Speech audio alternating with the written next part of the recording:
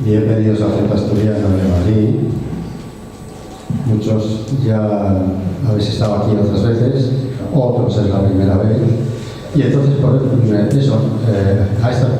en atención a estas personas, diremos que esta es la entidad regional más antigua de cuantas hay por el mundo de Asturias y de España. Esta es la de Cara. Esta se fundó el 2 de octubre de 1881. Quiere decirse que ya tiene unos cuantos años, 144 años. Que yo siempre digo que es hasta más vieja que yo, es decir, pero el que tenga muchos años no quiere decir que sea una casa vieja, es una casa antigua, pero es una casa muy activa y de hecho se mantiene tan viva que dicen que es la entidad privada de España que más actos organiza a cabo del año. Y yo me lo creo, porque vengo a casi todos, entonces lo sé. Bien, bueno, vamos a hablar de hoy porque es lo que nos ha reunido aquí.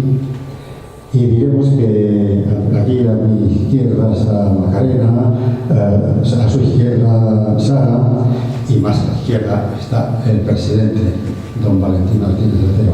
Bien, estas jóvenes son codirectoras con el presidente del libro que se presenta hoy. Ahí lo tenemos de pie para que lo echéis un vistazo.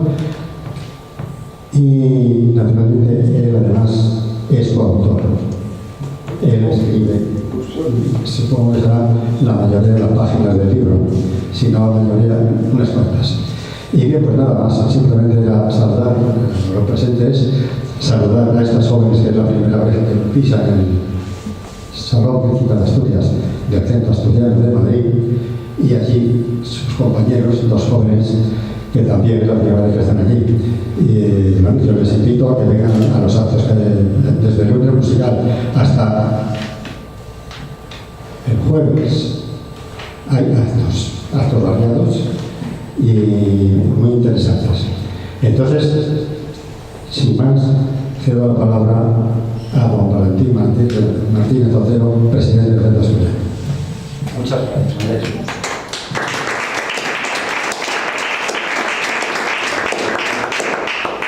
Bueno, pues muchas gracias y buenas tardes a todos. Si me lo permitís,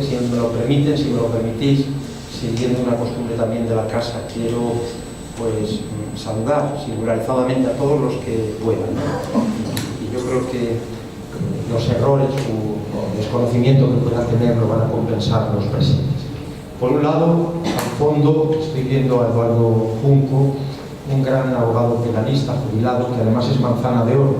Para aquellos que nos visitan por primera vez, la manzana de oro es nuestro galardón más codiciado, muy codiciado en Asturias y fuera de Asturias, ¿no? Lo digo también por experiencia propia, y no cuento algunas anécdotas, quizás un día así, que me han ocurrido en torno a esta manzana de oro que tanto prestigiamos. ¿Sí? Muchas gracias, Eduardo, por todo tu apoyo. Están efectivamente dos jóvenes que me acaban de decir sus nombres y son coautores, pero yo creo que ellos se van a presentar mejor. Uno es Guillén de apellido, ¿verdad? ¿Cuál es tu nombre? Disculpa. Luis Guillén. Luis Guillén y Manuel Manuel Reiriz. Son coautores, efectivamente, porque, aunque decía el presidente adjunto, es lógico porque acabo de traer el libro, lo acabamos de traer, que yo sería el autor prácticamente de casi todas las páginas. No, somos como 20 autores, además, ¿verdad? Lo van a decir mejor mis compañeros. Siguiendo una costumbre ahora muy extendida en este tipo de obras colectivas. Pero bueno, eso no desmerece la labor que hemos realizado de selección, de revisión, de acopio, etcétera, de todos estos trabajos que se han vertido y que constituyen la obra final. Muchas gracias. Nos acompañan también un poco más adelante, que contribuyen a la internacionalización de este acto, de estos encuentros de educación y salud, la profesora Marlusia Meneses de Paiva, de Historia de la Educación, de una universidad amiga con la que venimos desarrollando una labor, pues ya se dice pronto, Marlusia, quizá no lo sepas, pero yo sí, desde el año 2008, casi 20 años, 18 años. Entonces, el tiempo pasa y es una universidad muy buena, una universidad federal. En principio, en Brasil, en general, hay mucha heterogeneidad. Las universidades mejor consideradas a priori son las federales. La Universidad Federal do Río Grande do Norte. Muchas gracias, y acompaña un doctorando que tuve la fortuna de conocer este pasado domingo, el día que estuvimos celebrando con las casas regionales en la Plaza Mayor, concretamente con nuestro Centro Asturiano de Madrid, pues una exposición sí, de folclore asturiano y de otras casas regionales. César Augusto, muchas gracias también, pero en este caso eres del sur de Brasil, ¿verdad? Del sur. São Paulo. De São Paulo, eso, sí, de São Paulo. Una macro ciudad. Bueno, por este lado pues está Vicente Guzmán, sociólogo y politólogo y un gran colaborador y amigo de la casa desde hace muchísimos años, ¿no? Que últimamente además me envías muchas informaciones también por otros medios. Muchas gracias, Vicente, por acompañarme. Está también Marta Albas, que es profesora desde hace muchos años, una profesora veterana de educación primaria y una persona muy entregada también a la actividad cultural, sociocultural de esta institución, porque es hoy de facto la directora al menos, de la banda de gaitas El Centro, y bueno, es una persona con una vertiente artística extraordinaria, que se complementa muy bien con toda la labor vocacional y pedagógica que realiza. Así que muchas gracias, Marta, también. Se acaba de incorporar Pilar Riesco y Luis Miranda, que son esposos, y los codirectores de otra agrupación folclórica, la Alborá, con más de 40 años de andadura, de 44, 45 probablemente. Muchas gracias a ambos. Y luego hay unas jóvenes que yo entiendo que son amigas, probablemente de Sara o de Macarena. Si se presentan, yo se lo agradezco, ¿no? Esta noche. Educación, bienestar y ciudadanía global, pero bueno, en este marco también local, sería bueno alguna presentación sucinta. Pues yo soy Ariadna y soy maestra de educación infantil y bueno, soy amiga de Macarena y también de Manuel. Bueno, pues muchas gracias, porque es la razón de ser de nuestras facultades de educación, los vínculos de lo que yo llamo la extensión pedagógica, ahora lo llaman transferencia de capital o de conocimiento, etc. Bueno, muy bien, muchas gracias. ¿Tu compañero? Pues yo soy Marta, no soy maestra de nada, la verdad, pero vengo en apoyo de Elena Macarena, a Manu, y bueno, por aprender siempre se puede un poquito más seguramente. Pues muchas gracias, Marta. Tus compañeras, por favor. Bueno, nosotros igual somos Elena y Cristina. Así gracias. Sin faltas. Y venimos aquí a escuchar a ver si aprendemos un poco. Pues muchas gracias. Gracias a los cuatro y esperemos que sean muchas más las visitas que realizáis. Está también Isabel Fernández, González. Gómez, perdona, Isabel, que es la directora de nuestro grupo de teatro, Señaldá, es un término asturiano que significa añoranza. Está emparentado con la morriña y con la saudade. La palabra Señaldá, Manusia, está emparentado semánticamente con la saudade brasileña, ¿no? O portuguesa, vamos, más de los países lusófonos, ¿no? Precisamente. Gracias también a Milena Menéndez Albuerque, que es la directora de la otra agrupación que tenemos, del Coro Ecos, con más de 30 años igualmente de actividad y que tanto embellecen todas las agrupaciones de nuestra casa, ¿no? Y luego están una serie de directivos, Sergio Barredo, está Paco Fernández y su esposa Rosy, muchas gracias, Ángel de Pedro y Cándido. Gracias a todos por acompañarnos. Y ahora voy a presentar pues, más detenidamente a las personas que me acompañan en la mesa. Además del presidente adjunto, Andrés Menéndez, a mi derecha está Sara Uceda Gutiérrez, licenciada en Psicología, máster en Fisiología y Neurociencias y doctora en Biología Molecular y Biomedicina con mención internacional por la Universidad de Sevilla. Es actualmente decana de la Facultad de Ciencias de la Vida y de la Naturaleza y directora del Departamento de Psicología de la Universidad Nebrija. Yo quiero recordar que la Universidad Nebrija es la que nosotros llamamos, con toda razón, la Universidad de los Asturianos, que no solo su fundador, sino un elenco significativo de personas ilustres componen pues, órganos rectores también de dicha universidad, ¿no? Precisamente ayer nos encontramos de nuevo a don Manuel Villacellino, que es la persona que impulsó y que está favoreciendo la expansión de esta universidad, de la que tanto nos alegramos de sus éxitos, quiero que lo sepáis, y que por cierto ha patrocinado este libro. Hay que decirlo, aunque por razones estratégicas no se ha puesto en el libro, intencionadamente, pero digo porque es que ahora todo esto luego está sometido, como hay muchos autores, algunos jóvenes, y todos, ¿no? Necesitamos acreditaciones, etcétera, pues parece que no procedía el indicarlo explícitamente, hay que decirlo, pero realmente la generosidad es de la Universidad Nebrija. Bueno, pues continuando con el currículum de Sara, es docente e investigadora del área de psicobiología.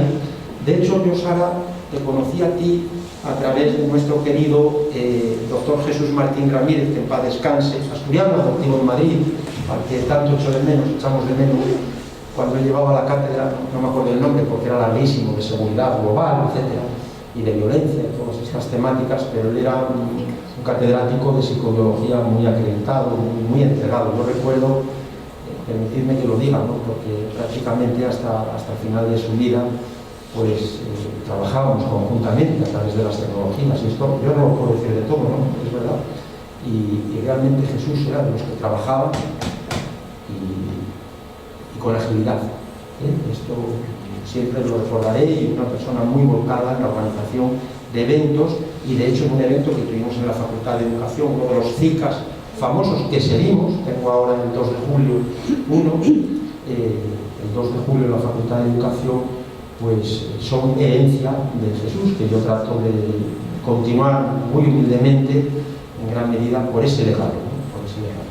Entre otros, porque tenemos bastantes obras que vamos sacando también fruto de esta herencia del doctor Martín Ramírez. Pero Sara además cuenta con una amplia experiencia como profesora, tanto en cursos de grado como de máster, y ha participado y participa en proyectos científicos nacionales e internacionales, y es autora de diversos artículos científicos publicados en revistas con un alto factor de impacto e indexados. Y muchas gracias, Sara, porque es un verdadero orgullo el que hayamos podido cooperar desde universidades, una privada, otra pública, como ahora diré, la de Macarena.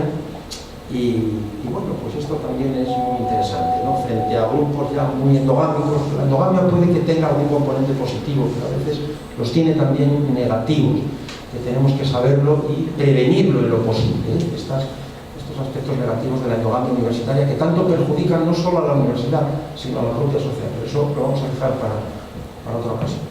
Macarena Donoso González es doctora en Ciencias de la Educación con premio extraordinario de doctorado y licenciada en Pedagogía por la Universidad de Sevilla. ¿Eres sevillana, Macarena? No, soy extremeña. Extremeña, fenomenal. Su trayectoria investigadora se ha desarrollado en diversos proyectos competitivos y en colaboración con múltiples grupos y redes nacionales e internacionales. Es autora además de una veintena de artículos científicos en revistas de impacto, así como de numerosos capítulos de libro y varias monografías en editoriales de referencia. Ha realizado estancias de investigación en universidades nacionales e internacionales y ha participado activamente en congresos y encuentros científicos en el ámbito docente. Cuenta con una amplia experiencia universitaria en grados y posgrados del área educativa, donde ha sido reconocida con menciones de excelencia docente. Ha dirigido numerosos trabajos académicos y ha participado en tribunales de evaluación. Asimismo, ha desempeñado cargos de gestión universitaria como vicedecana y directora de máster, y colabora como evaluadora y miembro de comités editoriales en revistas científicas. Y no sé si lo he mencionado, pero eres profesora en la UNED, en la Universidad Nacional de Educación a Distancia, en el área de teoría de la educación, que es mi área, por cierto, en la Complutense. Así que muchas gracias también, Macarena. Esperemos que sigáis viniendo por la casa y que sigamos pues realizando tareas conjuntas.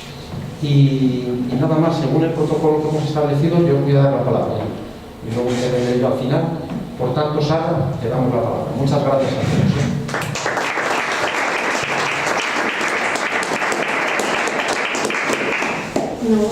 Buenas tardes a todos.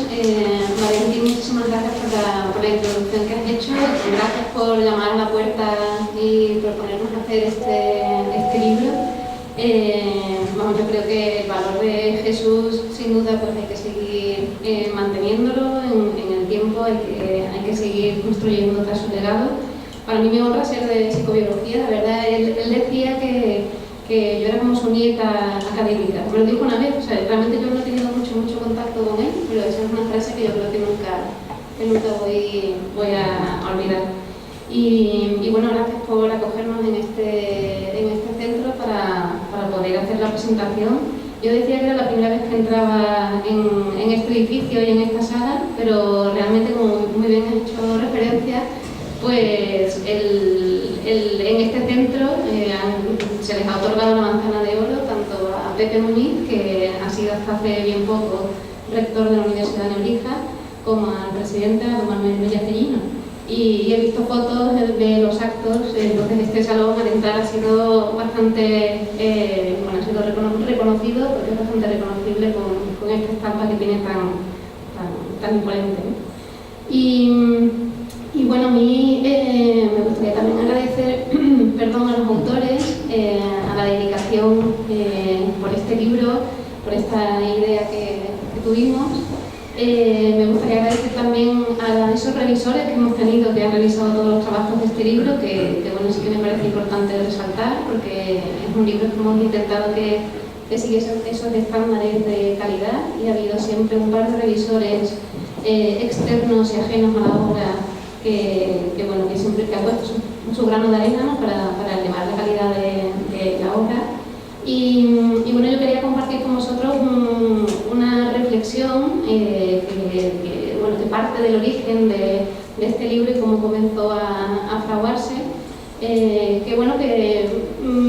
son simplemente esas reflexiones que puedo tener internas y que en ocasiones pueden estar a lo mejor un poco, son un poco utópicas, ¿no? Pero me considero una persona con bastantes sueños y de altas miras, aunque la realidad evidentemente es que no va a ser todo lo que uno quiere, ¿no? Pero si uno no sueña tan largo, pues probablemente no se alcance ni la mitad, ¿no? de ese sueño. Y bueno, el libro pues lleva como título Educación, Bienestar y Ciudadanía Global en el siglo XXI, pero bueno, he de deciros que el título original era bastante más extenso. Se denominaba Bienestar Psicológico y Educación en la Ciudadanía Global, un abordaje multidisciplinar y transgeneracional de la sociedad del siglo XXI. Evidentemente la versión definitiva, pues por razones obvias, hizo que el título fuese más corto, ¿no? Porque bueno, no queda después en una portada muy bien un título con tantísimas palabras, pero sí que creo que merece la pena recordar esa fórmula inicial del libro, porque creo que expresa con claridad, como buen título científico con todas sus subordinadas integradas, cuál era el sentir, ¿no? que queremos expresar con este conjunto de obras. Al fin y al cabo era reflexionar sobre cómo educar, cómo convivir y cuidar el bienestar humano en una sociedad recientemente compleja, y tener además una perspectiva generacional, que no nos quedásemos únicamente en los jóvenes o en los adultos o en la infancia, ¿no? Y así abarcar pues, desde el desarrollo, desde esos primeros años del desarrollo de un individuo en sociedad hasta esa maduración y su transición a la vejez. Y claro, para nosotros es obvio, yo creo que para todos los que estamos aquí, probablemente para muchos de vosotros que tenéis muchísimo más experiencia en educación que yo, pues transmitir, educar no solamente transmitir conocimientos, ¿no? Estaréis probablemente muchos de vosotros de acuerdo conmigo en que cuando pensamos en educación, especialmente en universidad, en muchas ocasiones, pues hemos pensado que era un espacio de especialización y de adquisición de competencias muy técnicas, pero sabemos que esto es muy importante, pero que evidentemente resulta insuficiente y que las aulas de la universidad que hoy frecuentamos poco a poco se parecen, a aquellas en las que en otra época estuvimos al otro lado de la tarima, ¿no? Nosotros somos completamente distintos, los estudiantes que tenemos al otro lado son distintos de como éramos nosotros. Pero bueno, aún así, aunque nosotros hemos cambiado, hemos intentado que esto fuese diferente, pues yo creo que nos sigue pareciendo también insuficiente y que seguimos estando en un mundo bastante complejo. Vivimos, por tanto, en una sociedad profundamente transformada por una aceleración tecnológica, por una hiperconectividad, una incertidumbre económica y social, una crisis ecológica y un aumento del malestar emocional y psicológico, particularmente entre niños, adolescentes y jóvenes. Y esto es bastante evidente, ¿no? Y todo esto, la verdad es que lo abordan nuestros autores a lo largo de los diversos capítulos. Llama muchísimo la atención, sobre todo, de todos estos temas que se abordan, que la atención o esos procesos psicológicos vinculados a la atención son aquellos que están siendo o viéndose más vulnerables, ¿no?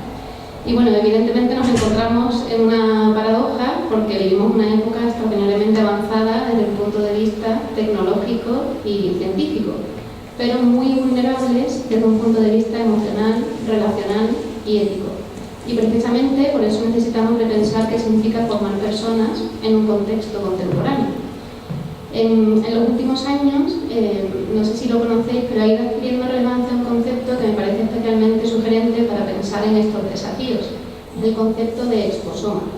Es verdad que originalmente se ha desarrollado en el ámbito de la salud y en la epidemiología, pero el exposoma hace referencia al conjunto de exposiciones ambientales, sociales, culturales, tecnológicas y emocionales que afectan al ser humano a lo largo de toda su vida.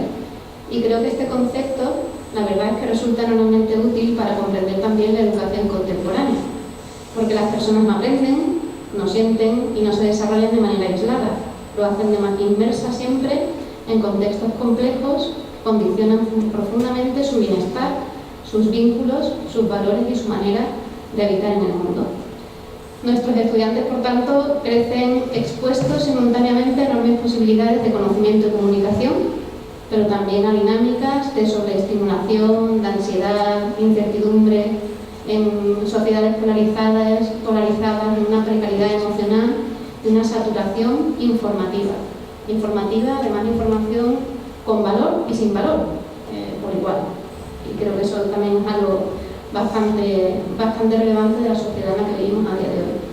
Al fin y al cabo, el entorno digital, las redes sociales, la velocidad de los cambios tecnológicos, la presión por el rendimiento, la fragilidad de algunos vínculos sociales con la sensación de incertidumbre permanente, forman ya parte de ese exposoma cotidiano de las nuevas generaciones. Y esto tiene profundas implicaciones educativas. Porque quizás, reflexionaba yo, uno de los grandes retos de nuestro tiempo consiste precisamente en comprender que el bienestar psicológico ya no puede interpretarse exclusivamente como un asunto individual, privado o clínico, que se trataba en una consulta de tú a tú, ¿no? Sino que el bienestar pues, también va a depender de condiciones sociales, culturales y educativas en esas condiciones en las que se vive, en las que se aprende y se relaciona. Y al fin y al cabo depende de los contextos que estamos construyendo como sociedad. Y aquí sí que creo que la universidad, por lo menos desde etapas primeras también, seguro que vosotros sois capaces de ver muchos de estos ángulos en los que hacer y ejercer una buena labor, pero yo creo que la universidad tiene también un papel fundamental, no solamente en esas competencias técnicas que decía al principio, que eran lo que principalmente hace la universidad antes, sino que yo creo que la universidad ahora tiene que también, si me permitís la expresión, mojarse en estos temas, ¿no? Porque las universidades no se pueden limitar a esa transmisión de información, a preparar a esos profesionales, sino que también deben contribuir a formar ciudadanos capaces de convivir con esa complejidad, de pensar críticamente, de actuar éticamente, de sostener relaciones humanas saludables en entornos cada vez más cambiantes e inciertos. En otras palabras, la universidad debe seguir siendo un espacio de formación intelectual, pero también de formación humana. La facultad que comentaba Valentín, la Facultad de Ciencias de la Vida y la Naturaleza, de la cual soy decana, tengo la suerte de poder ser decana, es una Facultad de Ciencias de la Salud, pero no hay salud sin humanismo. No nos podemos olvidar que a quien se cuida, quien se protege, quien se averigua qué enfermedad tiene, cómo curarla, cómo remediarlo, es un humano. No podemos aplicar un método y obviar que esa persona está en un momento de vulnerabilidad.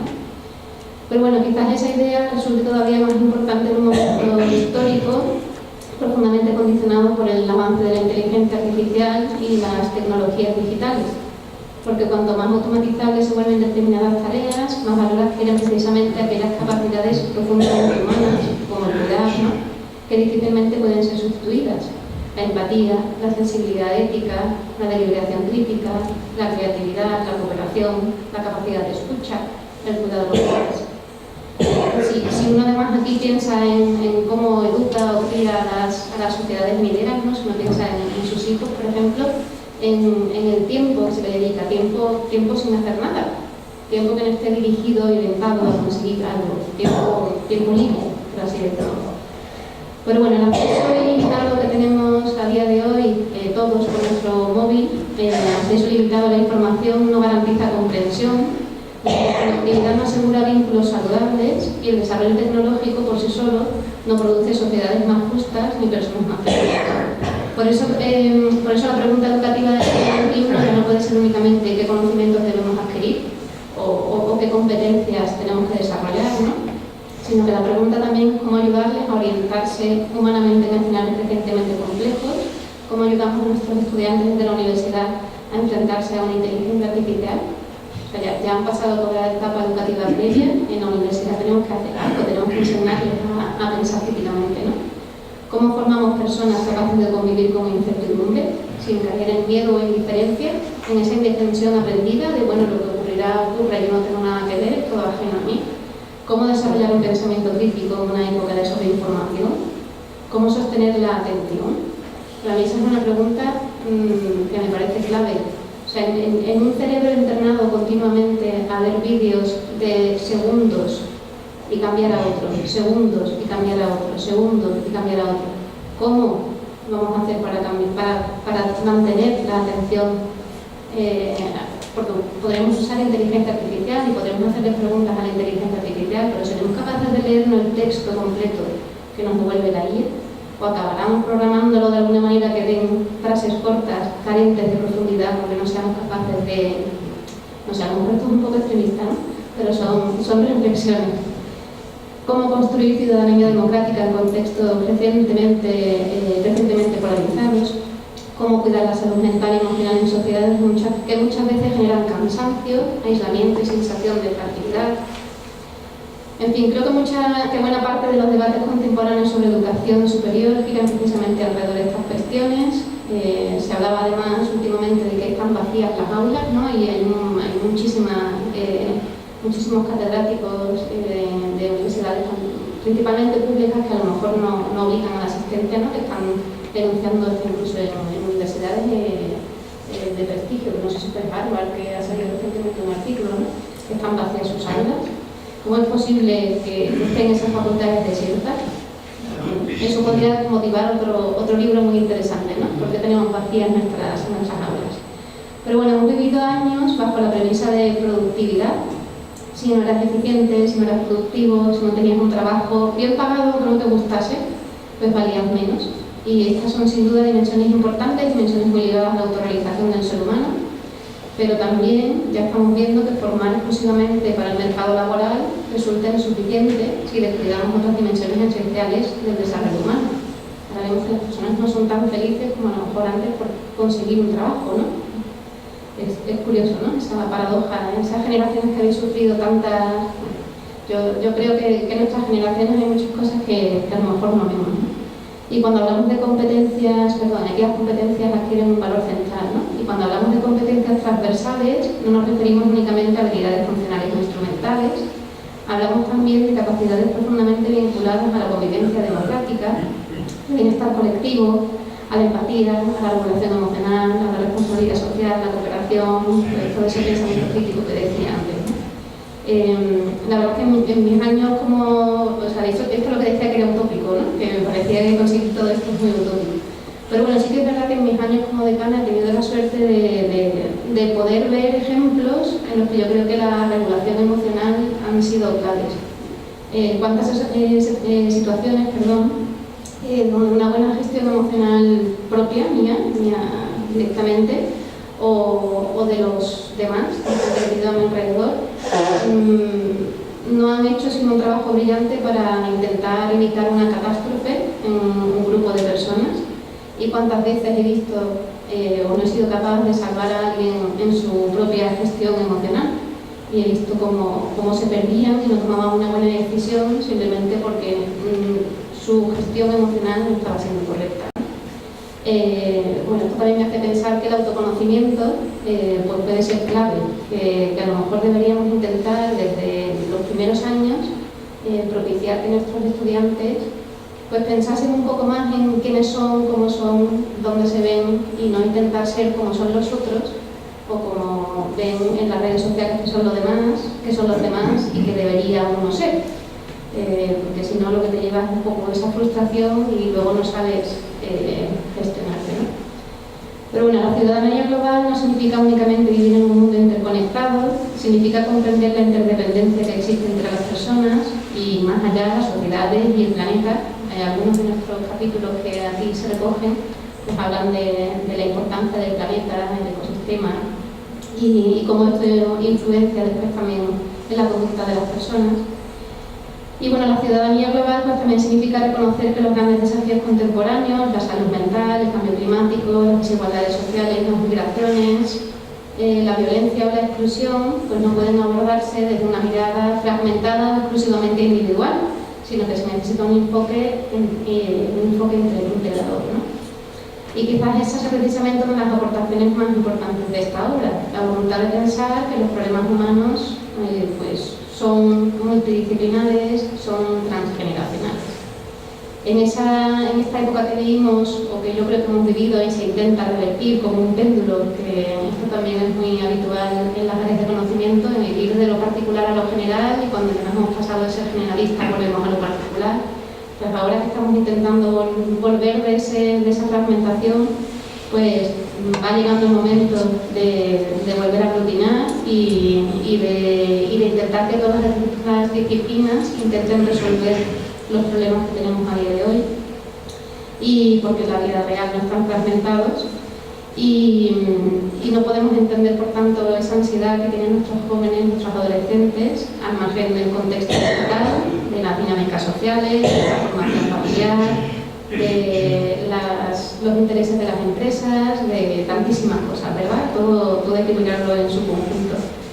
Y tenemos que intentar hacer ver la sostenibilidad no solamente como esa cuestión ambiental, sino también como una cuestión educativa, ética y política.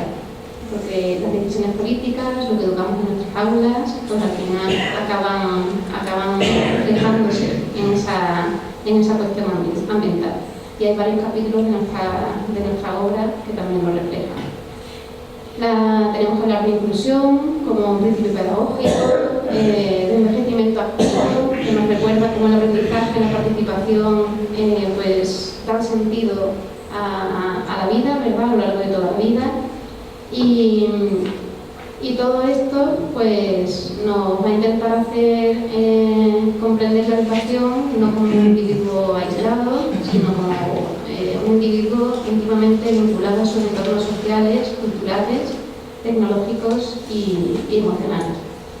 Pero bueno, ya por terminar, en los últimos años, disciplinas como la epidemiología o la investigación en salud pública, principalmente ligada a la epigenética, pues han desarrollado ese concepto que os comentaba al principio de este programa, para referirse a ese conjunto de exposiciones ambientales, sociales y psicosociales que influyen sobre la salud y el desarrollo humano a lo largo de la vida. Y quizás esta perspectiva pues, resulte especialmente sugerente para pensar la educación contemporánea, porque nos recuerda hasta qué punto las condiciones sociales, tecnológicas y emocionales en las que vivimos afectan también a nuestro bienestar, a nuestras relaciones y nuestras posibilidades de realizar.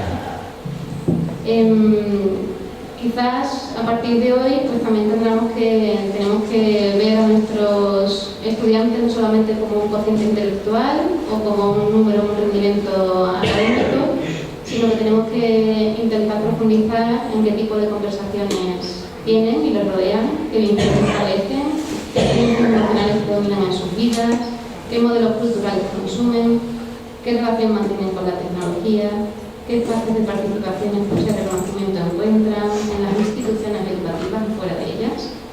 Porque educar no solamente consiste en esos contenidos, sino que tenemos que, entre todas estas reflexiones, ¿verdad?, pues intentar hacer un lugar, un mundo en el que los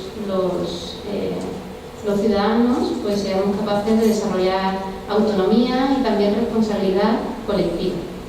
Y bueno, pues nada, en estos años, ¿no?, que nos quedan trabajo por delante dentro de los sistemas educativos, pues yo espero que seamos capaces de escuchar, de acompañar y de dialogar, pero también de cuidar y de ayudarles a pensar críticamente. Y yo creo que este libro pues nace principalmente de una reflexión pues como esta. Y nada, muchas gracias.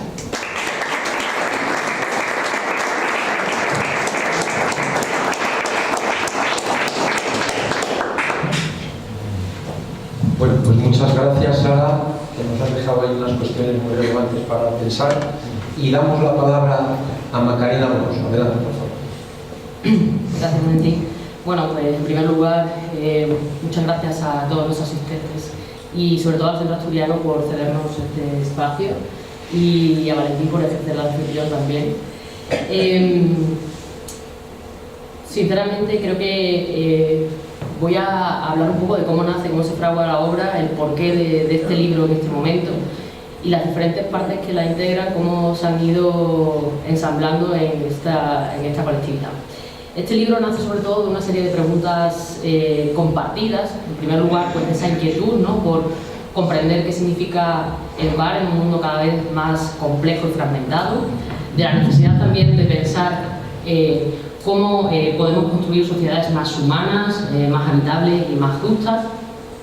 Y también una preocupación que creo que casi todos los que estamos aquí, todos, compartimos, y es esa sensación de que vivimos en unas sociedades muy aceleradas, a veces con dificultades para detenernos a reflexionar sobre lo que verdaderamente nos importa. Es por eso que quizás lo más valioso que tiene la obra es sin duda ese pensar colectivo, ¿no?, que ha venido fraguándola, porque surge del diálogo entre diversas disciplinas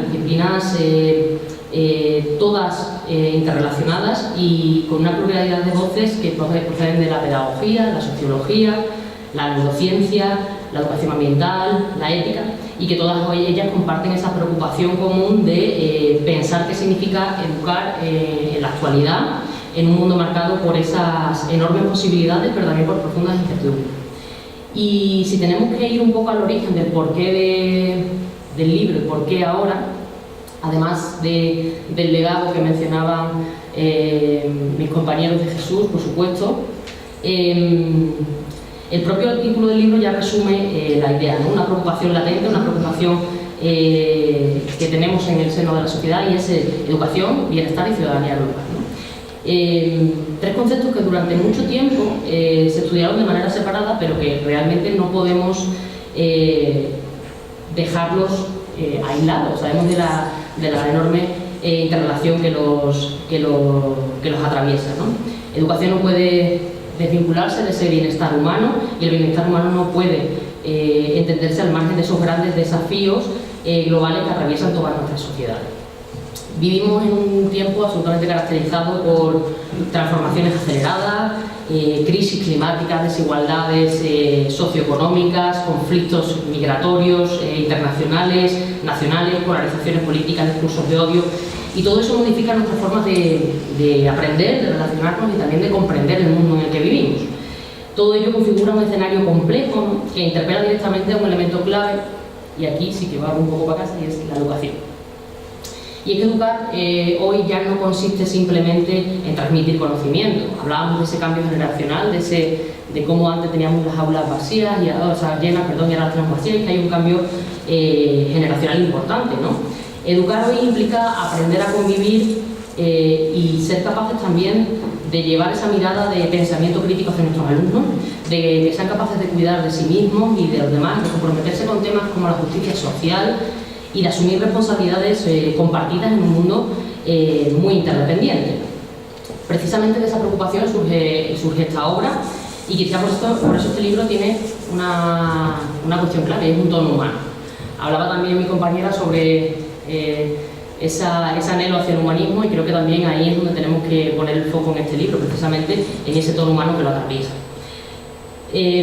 Aunque ciertamente es una obra académica con capítulos de carácter investigador, es cierto que detrás de cada capítulo hay personas que están con un objetivo común, y es tratar de comprender mejor la realidad educativa y social en la que vivimos.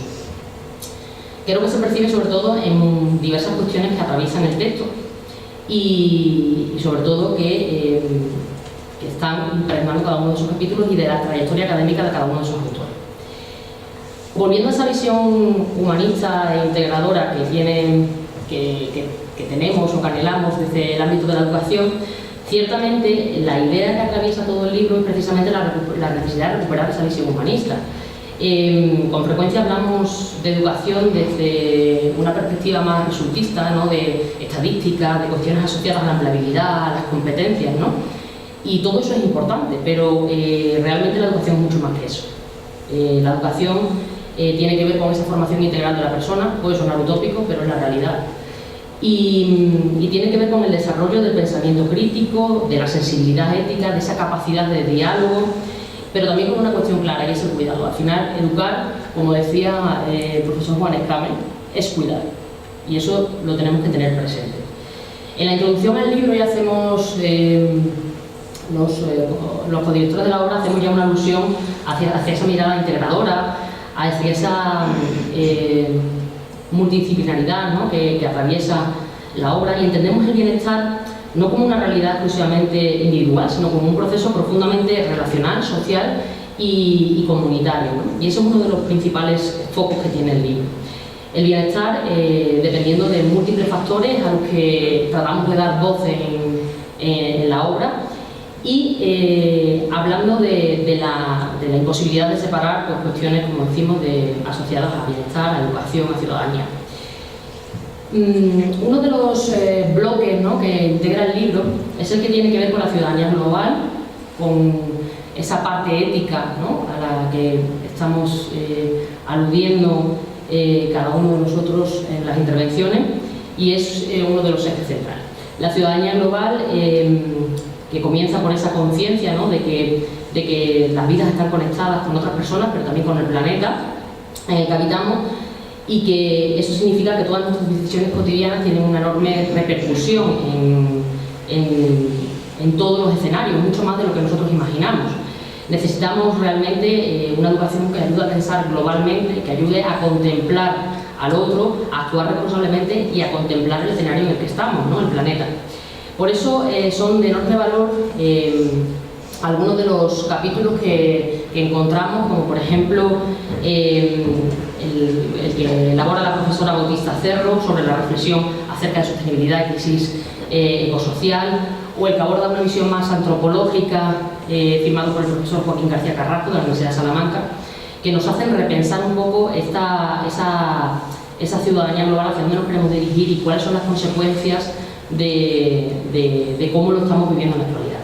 Además, recuperando un poco los términos los que se refiere también mi compañera, hay capítulos que abordan temas de diversidad, de inclusión y de bienestar, y es que realmente otro aspecto central del libro tiene que ver con esa reflexión sobre diversidad, sobre neurodiversidad, y es cierto, vivimos en sociedades muy complejas, muy diversas, y esa diversidad no debemos contemplarla como un problema, evidentemente, sino como una oportunidad educativa y humana, ¿no? Hay capítulos dedicados al diseño universal de aprendizaje, presentados por la profesora Pedrajas y Núñez, a la inclusión educativa, propuesto por la profesora Bahillo, Aguilar y Camuña, o a la adaptación social de los estudiantes universitarios, propuestos por el compañero Valer Putín, Martín Otero y la profesora Marta Gaeta, que ponen de relieve todos ellos la necesidad de construir contextos educativos cada vez más flexibles, inclusivos y sensibles a las distintas formas de aprender y de estar en el mundo. Ciertamente, la verdadera educación democrática es aquella que reconoce la singularidad de cada persona. De ahí la importancia de estos capítulos y de esa mirada con la que los autores tratan de mostrarnos, ¿no?, sus reflexiones. No basta con hablar de igualdad de oportunidades de manera abstracta. Es necesario pensar concretamente cómo construimos los espacios educativos en los que nos movemos, donde las personas pues, pueden ser verdaderamente reconocidas y donde pueden ser valoradas y acompañadas en su proceso. Por eso también es de enorme valor el capítulo presentado por Valentín acerca de educar para la convivencia y para la paz. En un mundo, como decíamos antes, cada vez más fragmentado, llevado en muchas ocasiones hacia discursos de odio, hacia polarización política, hacia enormes respuestas de fragmentación. Este tipo de reflexiones nos ayudan un poco a repensar la educación para la paz y para la convivencia y cómo tratamos de abordarla desde los escenarios escolares. Otro de los puntos fuertes que presenta el libro es el del bienestar a lo largo de la vida, y es que quizás uno de los rasgos más valiosos de esta obra es precisamente esa mirada transgeneracional a la que aludía Sara, porque el libro aborda el bienestar no como una cuestión centrada en una etapa concreta de la vida, sino de todas las etapas. Aborda desde la infancia, adolescencia, juventud, vida adulta, envejecimiento, es decir, trata de darnos esa cartografía completa acerca del bienestar en todas sus etapas. Y es que realmente aprendemos durante toda la vida y necesitamos condiciones de bienestar durante todas nuestras etapas. Capítulos asociados al estrés y ansiedad en niños y adolescentes tras la pandemia, presentado por la profesora Beltrán, sobre la violencia de género en el noviazgo entre adolescentes, presentado por la profesora Carmen Soberón, el que aborda temas de salud social en adultos jóvenes, presentado por los autores Reilly, Guillén, Echeverry y Rodríguez Expósito, entre otros, muestran problemáticas profundamente actuales que afectan a los jóvenes y por tanto a los escenarios educativos en los que nos movemos. Todos ellos son temas que exigen de múltiples respuestas y sobre todo de respuestas educativas rigurosas, sensibles y que sean efectivas. Más aún conviene destacar en especial la capacidad que la educación tiene para generar esperanza en ese entorno de bienestar. Esto puede sonar muy utópico, evidentemente, pero nosotros consideramos que verdaderamente la educación, o tenemos la convicción de que las personas pueden aprender, de que pueden cambiar, de que pueden transformar sus contextos de actuación. Ese exposoma que aludía Sara, pues también podemos ver de qué manera no solamente nos afecta, sino también nos modela un poco para cómo actuamos, cómo somos capaces de ser mejores y construir mejores sociedades. En tiempos donde con frecuencia predominan pues, esos discursos de odio, ese miedo, esa crispación o ese cansancio social, ¿no? Ese malestar psicológico y social, la educación siendo uno de los pocos espacios donde todavía queda ese resquicio de esperanza de imaginar un futuro que pueda ser distinto. Además, creo que es importante, como decía al principio, hablar del valor del trabajo colectivo y del diálogo como punto de encuentro en esta obra. Y es que coordinar esta obra, como decía Valentín, ha sido mucho más que reunir capítulos. Al final supone efectivamente generar esos espacios de diálogo, de compartir preguntas, escuchar perspectivas distintas que llegan desde voces que a priori pueden parecer alejadas, pero que luego, lógicamente, todos tenemos ese foco común, y construir un conocimiento desde esa colaboración. En este tiempo en el que vamos todos con esa aceleración, esa rapidez, esa simplificación que muchas veces nos generan ya, como decía la compañera, incluso la IA, ¿no? Nos genera el cómo dar respuesta a determinadas situaciones, reivindicar ese pensamiento riguroso, colectivo, pausado y ese diálogo resulta especialmente importante. Yo creo que es uno de los valores que tiene la obra. Además, la universidad y la investigación educativa ciertamente tienen una gran responsabilidad, y es que lo de construir conocimiento especializado ya sabemos que va directamente asociado a las diferentes carreras que se eligen, pero también debe de contribuirse a interpretar críticamente los problemas que surgen en los entornos en los que nos movemos.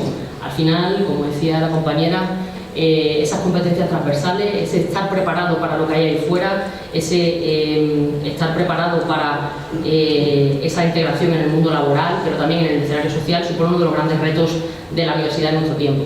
Y la educación, pues eso, sigue siendo ese espacio desde el que podemos tener, digamos, esa mirada hacia la esperanza de que algo mejor puede llegar a suceder. Y la obra, al final, pues quizás nos refuerza un poco esa idea, ¿no? Para finalizar, reiterar el agradecimiento a autores, revisores y sobre todo a los que estáis hoy aquí acompañándonos y escuchando un poco lo que tenemos que compartir de la obra. Y nada más, agradecer nuevamente a Valentín y a Sara por compartir esa codirección, y siempre es un placer.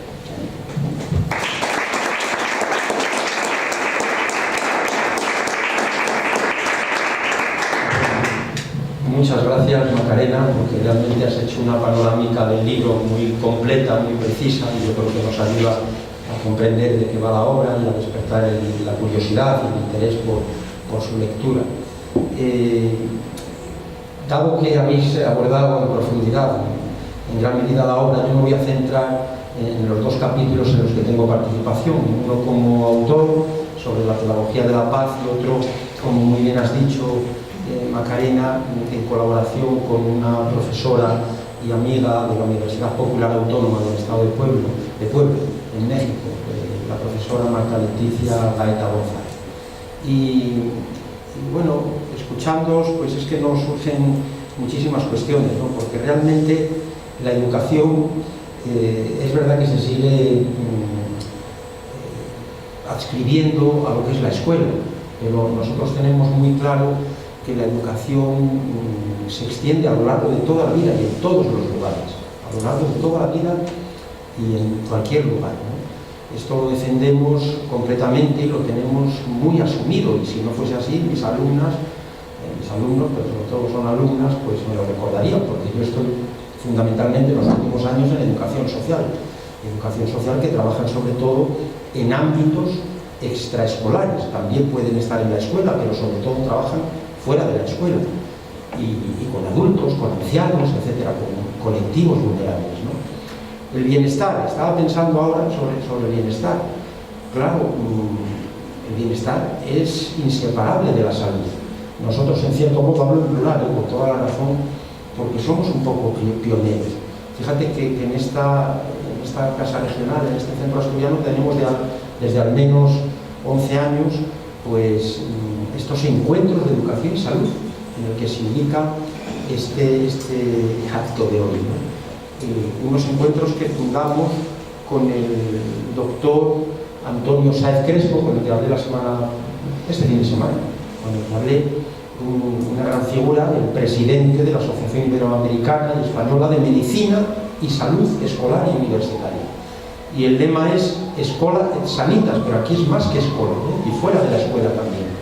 ¿Y por qué el bienestar está relacionado con la salud? Bueno, porque si de alguna manera nos quisiéramos plantear algunos indicadores, tenemos que pensar en algo objetivo o objetivado, por ejemplo, pues nuestro nivel de salud, como nos encontramos, salud física, salud mental, nivel social o soporte sociofamiliar que podemos tener, el nivel económico, nivel ocupacional, aunque hoy una ocupación o un trabajo no asegura unos ingresos suficientes.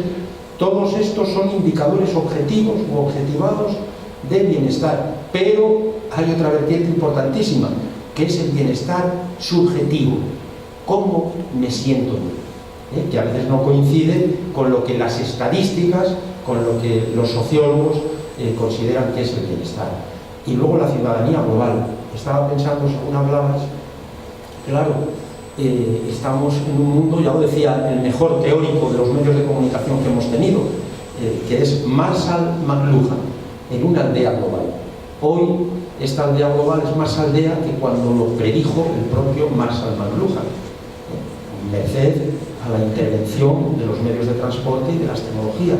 Nos enteramos inmediatamente de lo que ocurre en nuestras antípodas, en Australia, en cualquier lugar del mundo. Antes incluso de lo que se enteraban, o lo que se enteran algunos paisanos nuestros de una aldea asturiana cuando nieva y quedan aislados de la aldea vecina, gracias al internet, por ejemplo. Entonces, hoy un reto, ya lo hemos dicho en muchas ocasiones, es armonizar distintas vertientes identitarias. La condición de ser de mi pueblo, cualquiera que sea, con la de ser del pueblo. Una institución, por ejemplo, como esta, el Centro Asturiano de Madrid, no tendría sentido y atentaría contra esta noción de ciudadanía global si nos cerrásemos, como hacen algunos nacionalismos fanatizados, a cualquier otra identidad que pueda ser enriquecedor, que al final no son todas, salvo las perversiones que efectivamente existen. Por eso hemos de cultivar nuestras raíces, pero sin quedar atrapados por ellas. Y nosotros, por ejemplo, ¿esto cómo se materializa? Pues se materializa en el acto con otras casas regionales, que son al final instituciones que representan a sus respectivas comunidades, a otros pueblos, a través de nuestra integración en una federación internacional, etc. Eso va construyendo realmente una ciudadanía global, un cosmopolitismo, el ser un ciudadano del mundo, que es hoy una exigencia que no está de ninguna manera reñida con la condición de ser de tu localidad. Paulo Freire, acaso el pedagogo más referenciado de nuestro tiempo y en otros ámbitos también de las ciencias sociales, pues decía: soy de Recife, la capital del estado, soy pernambucano, de Pernambuco, un estado nordestino, soy brasileño y soy ciudadano del mundo. Bueno, pues cada uno a su manera hoy tiene también, es un imperativo el que promovamos esa armonización de identidades, insisto, para no ser presa de ese mal que tanto corroe nuestra convivencia, que es el nacionalismo fanático y fanatizado, que a veces pues aparece y muestra todo su peligro, ¿no? Bueno, pues dicho esto, ya hemos comentado parte significativa de lo que quería comentar, porque de alguna manera me voy a centrar también por honrar la participación, digo, de la profesora Gaeta González, pues un estudio que realizamos conjuntamente entre Brasil, España y México. Un servidor, aprovechando mi estancia en Brasil, pasábamos un cuestionario, en este caso es un estudio empírico, y con 942 estudiantes universitarios que conseguimos entre los tres países, sobre todo mexicanos, y de alguna manera pues nos basamos en un cuestionario que ya está validado, que no es nuestro, que lleva por ahí muchos años, que es el SAS, que se ha utilizado mucho en el ámbito clínico, pero también en población general. Y de alguna manera pues lo que encontramos a través de esta escala, de este cuestionario SAS de adaptación social, que ya lleva muchos años utilizándose con medidas psicométricas apropiadas, propiedades psicométricas, que mide las relaciones familiares y sociales, en este caso de los estudiantes universitarios, la actividad académica y en algunos casos laboral también, porque algunos tienen que trabajar para poder pagarse sus estudios, el ocio y el tiempo libre, un indicador importantísimo también de la salud mental, y el afrontamiento y la organización de su vida diaria, pues lo que revela es que, por supuesto, una muestra mayoritariamente femenina, ¿no? Porque a menudo hacemos estos estudios con nuestro alumnado y en nuestras facultades están muy feminizados, son mayoría de chicas, ¿no? Es indiscutible.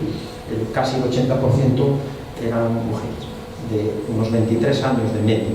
Bueno, pues lo que vinimos a encontrar, de alguna manera, en general, es la necesidad de que efectivamente las universidades, más allá de las diferencias que hay, tienen que favorecer esa inclusión. Si no quieren incurrir en un elitismo, pues se debe promover la atención a la diversidad. Y yo aquí quiero romper una lanza, efectivamente, por esas unidades de atención a la inclusión y a la diversidad que va habiendo cada vez más en muchas de las universidades. Y también la sensibilidad institucional hacia colectivos más vulnerables, que los hay, y que a veces por falta de medios, como he sabido, no pueden estudiar, no pueden dar lo mejor de sí mismos. Ayer estuvimos en la Real Academia Nacional de Medicina, por eso nos encontramos también a don Manuel y veíamos las imágenes de dos grandes científicos, que ojalá los podamos emular a muchísima distancia, ¿no? Uno, Severo Ochoa, asturiano, por cierto, y otro, Ramón y Cajal. Y Ramón y Cajal tiene una frase que lo explica enormemente. Y más o menos dice así: qué lástima todos esos talentos que se pierden en la ignorancia, ¿no? como muchos ríos que también se echan a perder. Pues hemos de hacer lo posible porque no se pierdan esos talentos, por falta de medios, por falta de una atención suficiente, por falta de becas, nos referimos, de apoyos significativos, ¿no? De alguna manera y demás.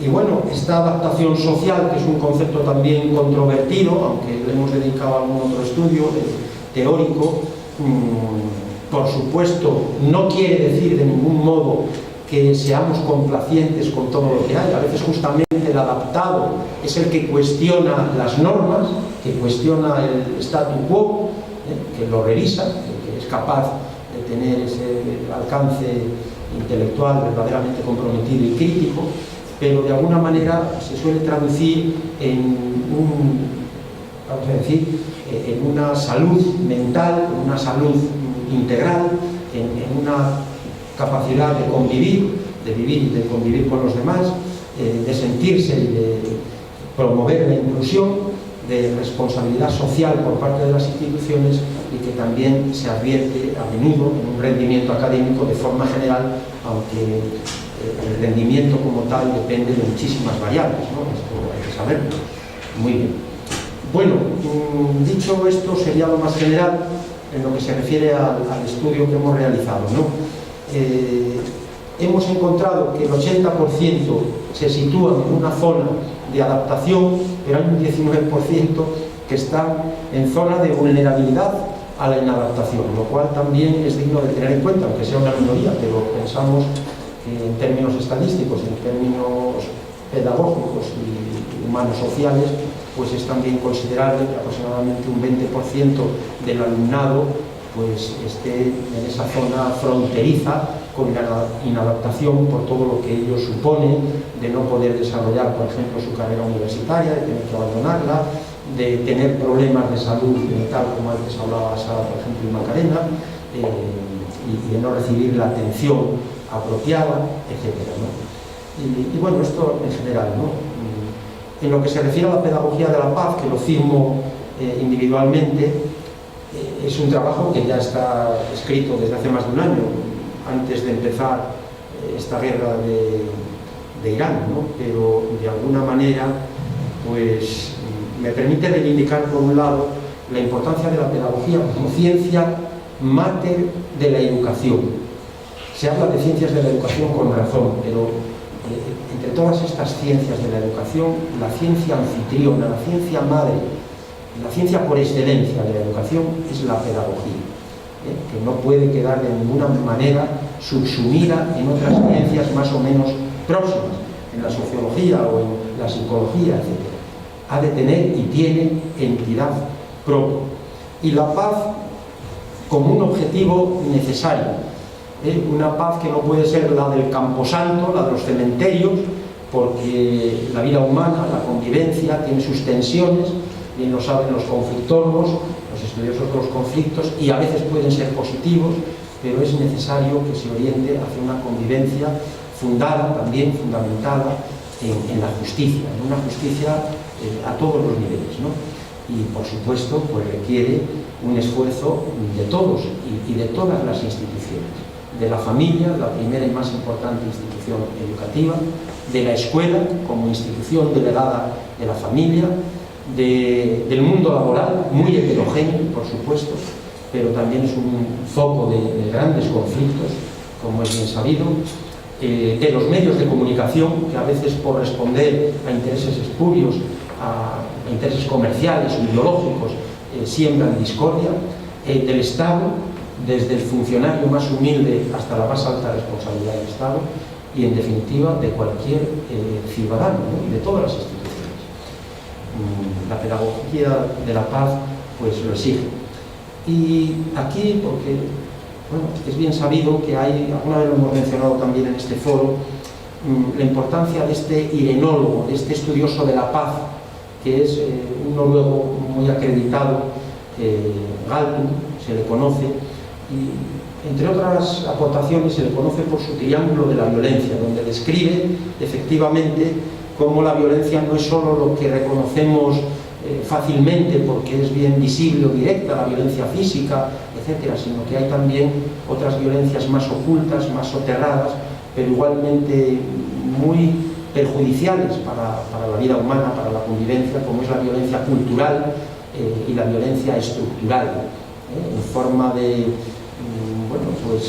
de normas, a veces muy exclusivas y excluyentes, que favorecen privilegios o que favorecen procesos pues, injustos en definitiva, ¿no?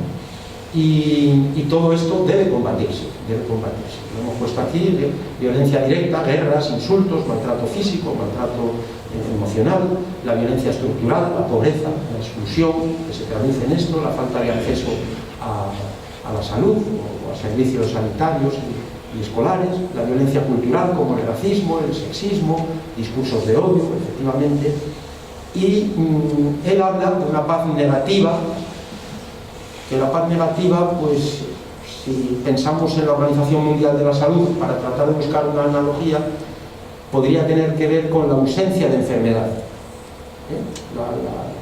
la ausencia de guerras como paz negativa, por ejemplo. Pero ya nos dice la OMS que la salud no es solo ausencia de enfermedad, es un completo bienestar físico, psíquico y social y espiritual, si se me apura, ¿no? Es decir, que tiene que tener ese componente integral. También se requiere, por tanto, una paz verdaderamente positiva, no solo que haya ausencia de esas guerras o de esos problemas estructurales o de exclusión culturales, sino altos niveles de justicia, de igualdad, de derechos garantizados y de cohesión. Y bueno, pues fundamentalmente esta es la idea que quería rescatar y que traslado, como mejor he podido, a través del libro, la importancia de una pedagogía de la paz, no sin antes decir que hay efectivamente muchas fuentes de violencia. A nivel individual encontramos, por ejemplo, pues personas que propenden más a la violencia. Desde el punto de vista psicológico hay personas con más impulsividad, con ciertos trastornos disociales o antisociales, según las edades. Todo esto se incrementa, por ejemplo, y es una evidencia, con las drogas.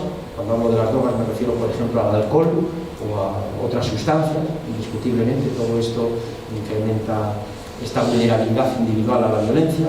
Desde el punto de vista familiar, la desestructuración, la falta de afecto, los conflictos continuos, graves, de miembros de la familia, en todas las direcciones además.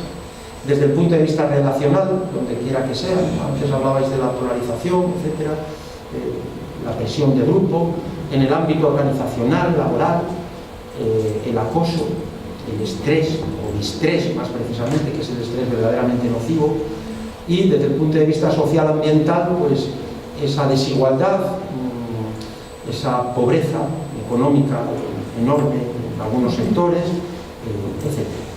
Muy bien, todo ello pues nos va poniendo sobre la pista de las fuentes de la violencia. Y en definitiva, la importancia de educar para la paz, que nos exige muchos esfuerzos a todos, que requiere una cooperación entre instituciones, entre la escuela, entre la familia, entre la sociedad, con unas políticas acompañantes, con buenos ejemplos, con buenas referencias, porque si no esto se torna mucho más complicado. La importancia de las leyes, ojo, porque a veces se ha cuestionado esto. Las leyes están para cambiarse cuando son obsoletas o cuando no cumplen su cometido, pero la paz en cualquier ámbito sin unas normas va a ser imposible, sin unas buenas normas. Si no se cimenta en la eunomía, podríamos decir, en las buenas normas, es mucho más difícil de conseguir. Por eso la importancia de respetar las normas. Muy bien. Y desde luego sí se contrapone el homo brutalis, este ser brutal en el que a veces exhibimos y advertimos en muchos ámbitos y que pone en riesgo la paz incluso a nivel planetario, frente al homo convivens, que hemos destacado como un horizonte pedagógico y social de convivencia, el homo convivens y el homo pacificus, si se quiere, ¿no? Y nada más. Muchas gracias, y yo creo que las compañeras han resumido y profundizado mucho en el libro, y ahora, por favor, pues nos gustaría que se complemente y que se enriquezca esta presentación con vuestras intervenciones. Hay autores, pero todos de un modo u otro participamos de las ideas que aquí se han vertido, y yo creo que eso va a enriquecer mucho más pues el encuentro de esta tarde. Así que muchas gracias a todos.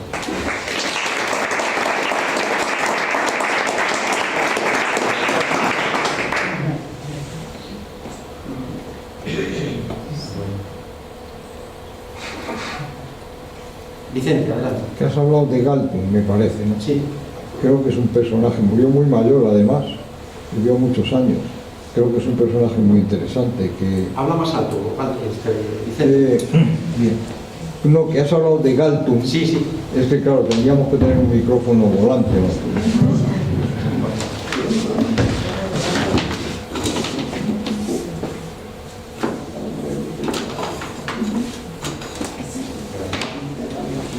Yo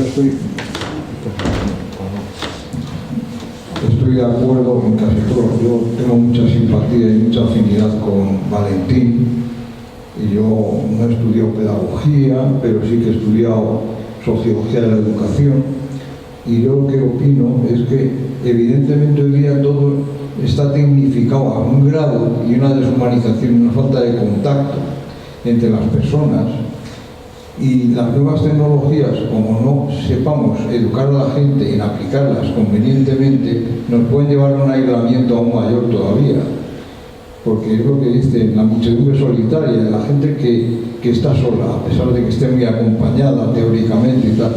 Entonces el problema de la violencia muchas veces es que la gente está desinformada y está solitaria. Y por ejemplo el suicidio, en países muy avanzados como el Japón el suicidio es enorme. Incluso en los países nórdicos llegó a ser en cierta época el suicidio un problema muy grave. Entonces yo creo que el problema hoy día es que la educación hecha solamente con tecnología, sin contacto humano, sin dinámicas de grupo y tal, creo que es un defecto que tiene la sociedad actual, que todo se quiere hacer a través del móvil, de tal, todo muy técnico. Y yo creo que los pedagogos, los educadores como vosotros, tenéis que intentar que se apliquen dinámicas de grupo, que se apliquen otros sistemas de contacto. Y no sé qué puedes decir. Galtung, por ejemplo, creo que fue un hombre, yo no lo conozco muy a fondo, pero creo que fue un hombre muy interesante y que profundizó mucho. No sé si puedes tú ampliar un poco el tema. Bueno, muchas gracias, Vicente. Muchas gracias. Bueno, Galtung efectivamente es un gran teórico y una referencia en muchos estudios sociales y desde luego específicamente sobre la violencia y sobre la paz. Y yo creo que la aportación más conocida, que es mucho más profunda, mucho más extensa que lo que yo he comentado, pues cifra justamente en ese triángulo que os presentaba, el triángulo de la violencia, que es una fuente de inspiración también para organizar, por ejemplo, pues la convivencia en distintos ámbitos. A nivel escolar o a nivel laboral, a nivel de las instituciones, efectivamente se puede organizar si tenemos en cuenta que a veces hay conflictos entre las personas, entre los alumnos, entre los adultos y no solo tenemos esa violencia directa, sino que de alguna manera también hemos de cuidar que nuestras normas, en nuestros proyectos de convivencia, en nuestros proyectos pedagógicos institucionales, pues de alguna manera ya se dé cabida a otros grupos que también tienen derecho a ser reconocidos como tales, aunque sean minoritarios, pongamos por caso, ¿no? Que quizá con unas estructuras a menudo rígidas, muy verticalizadas, muy jerarquizadas, pues pueden ver de alguna manera poco reconocidos sus derechos y sus legítimas aspiraciones. Y en relación a lo que dices de la tecnología, totalmente de acuerdo, lo comentaba, no daba seguramente que quieran decir algo, Sara y Macarena, es verdad, y esto es que lo vemos cotidianamente en los medios de transporte, donde quiera que estén. En las aulas, algunos directamente no vienen, como se ha dicho estos días en los medios de comunicación, que lo lamentamos muchísimo, pero otros no están, aunque estén físicamente, porque enseguida se enganchan al móvil, al celular, y ya pues permanecen ausentes. Entonces es una pena, desconectan completamente, ¿no? Y es muy triste. Tú has hablado de la muchedumbre solitaria y efectivamente es así, con impacto en todo nuestro ser, cognitivo y extracognitivo, emocional y de todo, porque cognitivamente, decía Sara, esas frases cortas, es verdad, cada vez nuestros alumnos, yo llevo unos cuantos años que los clientes son más intolerantes a un discurso de 7 u 8 minutos. Es que desconectan a los pocos minutos, porque claro, están acostumbrados a esos mensajes tipo anuncio, tipo TikTok o lo que sea, que duran unos segundos y no llaman la atención y entonces pues se distraen o para otra cosa. Es tristísimo. No sé si por añadir algo positivo, se puede volver a reentrenar. O sea, pero es verdad, estamos entrenando un cerebro a esa inmediatez, ese cambio de un estímulo nuevo, ¿no? Reforzando un sistema dopaminérgico continuamente. Pero bueno, yo creo que se puede reeducar. Cuando hablabas de esa persona solitaria rodeada de gente, me ha venido a la mente una discoteca que tú entrabas y te ponías tu propia música en tus cascos, estabas rodeado de gente, pero cada uno estaba escuchando su música. O sea, no sé, la juventud va a escuchar música para bailar con otros, ¿no? O sea, por lo menos antiguamente ¿no? Perdón, me he hecho reflexionar sobre esa discoteca. No conocía ese estudio, pero no me está. O sea, que cada uno baila un poco al ritmo que sí, lleva sus cascos y se pone la música que más le gusta, pero está bailando rodeado de gente que está con otra música y con otros ritmos y luego con respecto a las tecnologías, es verdad que las tecnologías en nuestro día a día yo creo que se pueden tener ese efecto, a lo mejor si está poco controlado, pues un tanto nocivo, ¿no? Pero sí que creo que, por lo menos en educación ya universitaria, el poder disponer de elementos tecnológicos que ayuden a personas que quieren estudiar una segunda carrera, que por su disposición geográfica no se puedan trasladar desde el entorno rural a una universidad, pues yo creo que sí que les brinda la oportunidad, aunque no tengan ese contacto, no vivan la universidad, esa experiencia universitaria, el trabajar a lo mejor persona a persona, codo a codo, pero por lo menos les brinda una oportunidad. Ahora, directamente eliminar esa presencialidad, yo tampoco lo veo para nada bueno para nadie. Pero como herramienta y posibilidad para quien le viene bien, a mí me parece muy bueno.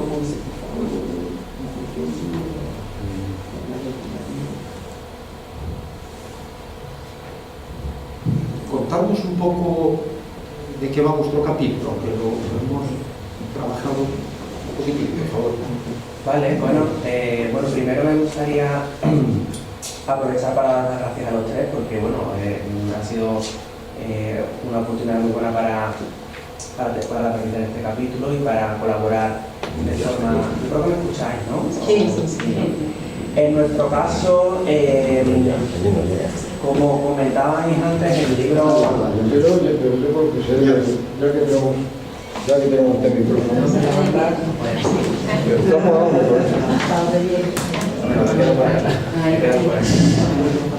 Bueno, os decía que, como comentaban antes los compañeros...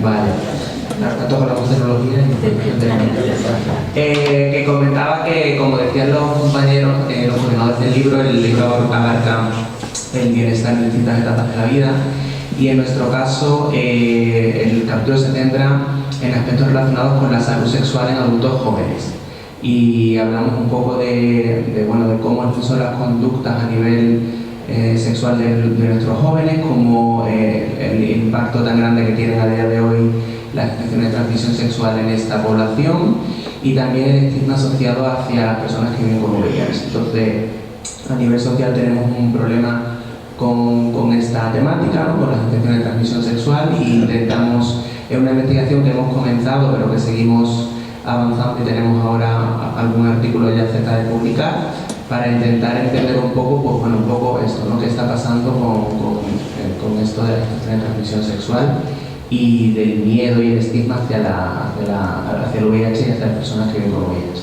Más o menos es lo que trata este capítulo. No sé qué número es, porque no me acuerdo. El 10. Es el 10, efectivamente. Pues muchas gracias. A vosotros. Muchas gracias.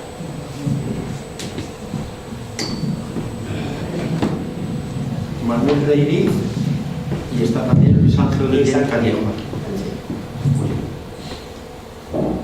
¿Alguna cosa más? ¿Alguna pregunta?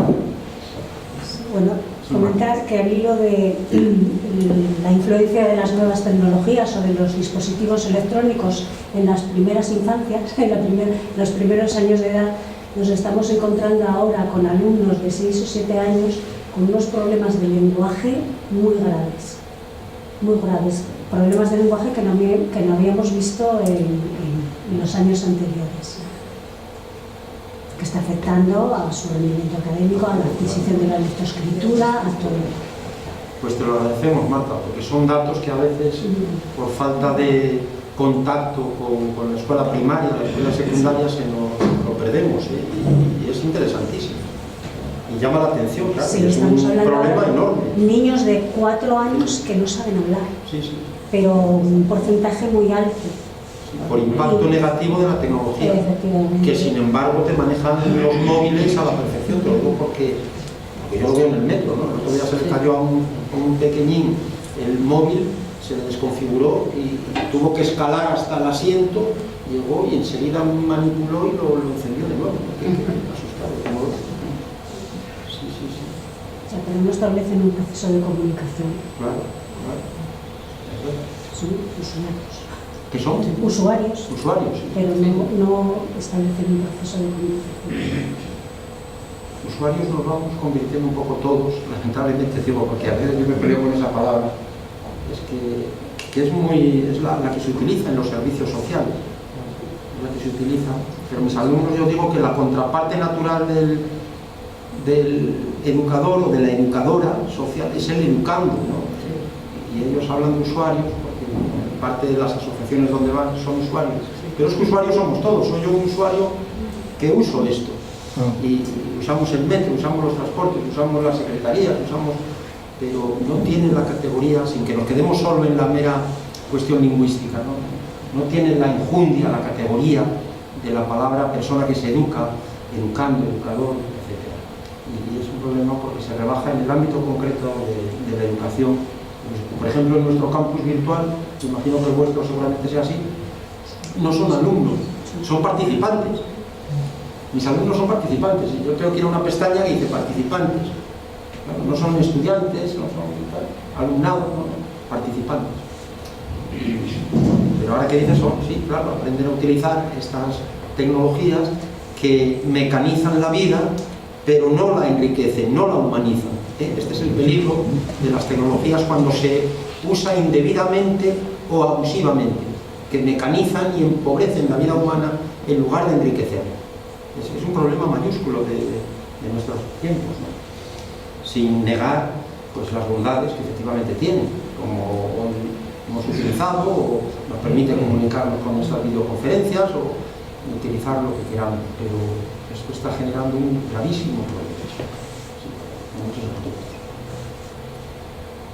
Aunque dicen que los abuelos conocen mejor a los nietos que los padres. En la sociedad que vivimos. ¿Por qué? Porque los padres están trabajando y tal. Eso es bueno, yo creo. Yo soy muy de la civilización hispanoamericana, esta, nuestra, porque la veo más humanista que la otra, que la de los países del norte y todo eso. Y porque creo que hay más comunicación, hay más familia extensa, más contacto entre distintas generaciones, aunque sea para reñir. Y entonces creo que es lo que dicen que hoy día pues se da esa paradoja, que conocen mejor los abuelos a los nietos que los propios padres. Es posible, sí. Y luego la soledad de los ancianos. Yo soy mayor ya, pero me muevo mucho. Pero hay gente que está muy sola, hay gente mayor que tiene más contacto con los perros que con sus padres o con sus abuelos. ¿Por qué? Porque se ha puesto de moda lo de los animales y tal. Y resulta que hay mucha gente mayor, oficialmente está muy asistida, pero de hecho no les ven nunca, o les ven cada muchísimo tiempo, no hay un trato, y luego si acaso es por el móvil y tal, ¿no? O sea, hay una tendencia a que las relaciones personales sean menores entre las personas, que se haga todo a través del ordenador o del móvil, y se ha perdido mucho. Yo creo que las sociedades hispanoamericanas, Brasil creo que es un país, un sitio muy interesante, por ejemplo, porque hay mucha mezcla de culturas. Y los países hispanoamericanos, yo creo que van a tener futuro porque hay más contacto humano, más emoción, más humanidad, humanismo, que es lo que se está perdiendo, porque queremos ir al poshumanismo y al transhumanismo, con la inteligencia artificial y esto, que son buenos, yo estoy a favor, pero tal como se usan, pues no tanto, yo creo, ¿no? Ya lo ha dicho aquí una compañera hace un momento, los niños muy pequeñitos que les dan el móvil ya y ni saben lo que tienen entre manos casi. Pues muchas gracias, Vicente. Bueno, yo era por animar un poco, ya sé que es un tema que no... Y es una realidad muy triste que se vive también en España, esto de la soledad de los mayores. Bueno, eso es tremendo. Y de los jóvenes. Aquí a veces hemos diferenciado de los jóvenes, hemos diferenciado con toda razón, bueno, lo del suicidio, lo del suicidio es un problema bastante gordo, creo, ¿eh? Hay muchos suicidios, que no se dice, pero creo que hay muchos suicidios. Se están haciendo protocolos de suicidio en primaria, aunque antes era impensable, pero ahora en primaria se están haciendo. Nosotros le dedicamos un CICA, yo creo que de los últimos, no recuerdo cuál, pero de los últimos seguro, con el doctor Jesús Martín Ramírez, a depresión, suicidio y eutanasia. Lleva el título que está a disposición de cualquiera porque lo tenemos en PDF y debe de ser del año 2022, por ahí, depresión, suicidio y eutanasia. Sí, el último seguramente. Pero en el caso de los mayores es que muchas personas mueren solas aquí en Madrid, sin ir más lejos, muchos ancianos, algunos ancianos, vamos, pero de forma significativa. Es tristísimo, y en jóvenes ya ni te cuento.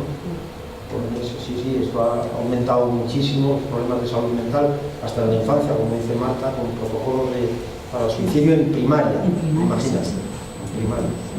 Esto era excepcional, muy excepcional.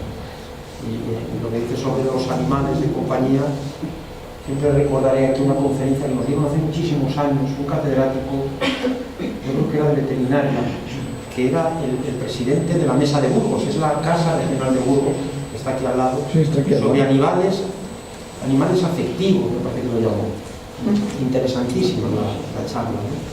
Y ahora lo llaman perrijos, ¿lo sabéis? Los perrijos. Los humanizamos, les damos una condición que no tienen como humanos y a veces nos pasamos o se pasan los dueños, qué sé yo, porque a veces les puede hacer daño esos cosméticos o no sé, en algunas razas por lo menos de animales, ¿no? de perros o gatos no se puede hacer eso. No, que son más cuidados que las personas muchas veces, no, esto se ha investigado, son más cuidados muchas veces los animales que la gente mayor. ¿Por qué? Porque hay más, son más dóciles, son más fáciles de... Pues sí. Mira, tenemos, antes de que intervenga Andrés, por si queréis venir, vamos a tener 2 seminarios en la facultad. Uno está aquí, Marlucia Menés, la profesora, será el 16 de junio y es sobre prácticas escolares y socioeducativas, o sea, de la educación social, ¿no? Es abierto, gratuito, desde las 9 de la mañana en principio hemos puesto el horario, y otro es el 2 de julio, que será el nuevo CICA muy modesto, el 2 de julio. Lo tendremos, que es humanizar la vida urbana. Espero que llegue a tiempo también el link que vamos a sacar con ocasión de lo de humanizar la vida urbana. Así que estáis invitados, si queréis, en la Facultad de Educación. Adelante, Andrés. Bueno, en esto del cariño a los animales nos estamos excediendo, iba a decir un poco, no, una barbaridad. El otro día leíamos una esquela en el periódico, no, era en internet, me parece. Se murió una señora y el viudo ponía la esquela de su dolor, el de los hijos, el de los primos, y el de... Bueno, perros. De la perrita, el nombre de la perrita. Que ya se pone una esquela. Y yo digo que los animales hay que, naturalmente, quererlos. Los animales son animales, pero hay que quererlos como animales. Porque yo el otro día contestaba a esto en una cosa de internet, que yo quiero mucho a los perros, pero los quiero como animal que es. Porque hay un animal que los animales, las vacas domésticas, son encantadoras, son cariñosas e encantadoras. ¿Alguien se imagina una vaca en la cocina? Ya no digo en la cama, en la cocina. Yo creo que no, ¿verdad? No, pero realmente esto ocurre en gran medida por lo que se conoce como un antropomorfismo, ¿no? La actitud que te lleva a tratar al animal como si fuera un ser humano. Pero ya que has hablado de las vacas, yo no puedo olvidarme de una vaca entrañable en la literatura asturiana, que os recomiendo a todos este cuento. Es una narración breve de Leopoldo Alas Clarín. Fíjate si será entrañable la vaca, que han puesto una estatua en Oviedo. Ahora he visto que la desplazaron, porque ahora está en el parque de San Francisco, en el campo de San Francisco, y antes estaba un poco más arriba, con Tinín y Rosa, me parece que se llaman los niños, y es, así la definen en algún momento del cuento, la vaca abuela, con la que se crían estos niños y van al prado, a los prados asturianos, allí a estar a gusto con ella, a jugar con ella, etcétera, y luego la venden para las ambiciones del mundo, para la locura de los indianos y de los poderosos, como llegan a decir, como dice el narrador Clarín. Es muy interesante. Otro animal un poco ahí humanizado, desde otro punto de vista, es el king, un perro, igualmente, que lo hemos leído en un cuento en alguna de nuestras sesiones, igual, pero es muy, muy interesante. De manera que con esta reflexión nos vamos a quedar. Tendremos que dedicarle a algún encuentro, pero yo quiero agradecer muy sinceramente a todos, por supuesto a vosotras, Sara y Macarena, por la coordinación del libro. Ha sido un trabajo interuniversitario muy interesante que hay que continuar en esta línea. Y la UNED está abriendo universidad, no sé si lo sabes, Macarena, sí. Yo hice el doctorado de pedagogía, lo hice en la UNED, y además llevo como 20 cursos. Este año me matricularon en busca del yo, se llama, en la UNED llevo 20, cada año me hago uno. Este año ya presenté hasta trabajo, poca gente lo sabe, ya lo presenté los dos. Y muchas gracias a los autores, sobre todo a vosotros y a todos los demás, como 20, a los revisores por el papel efectivamente que dan calidad al libro, y a todos vosotros, a todos ustedes por acompañarnos, y seguiremos invitándoles a los encuentros de educación y salud que probablemente por este curso ya hayan terminado. Empezaremos de nuevo con los encuentros de educación y salud seguramente en octubre. Así que muchas gracias a todos. Muchas gracias.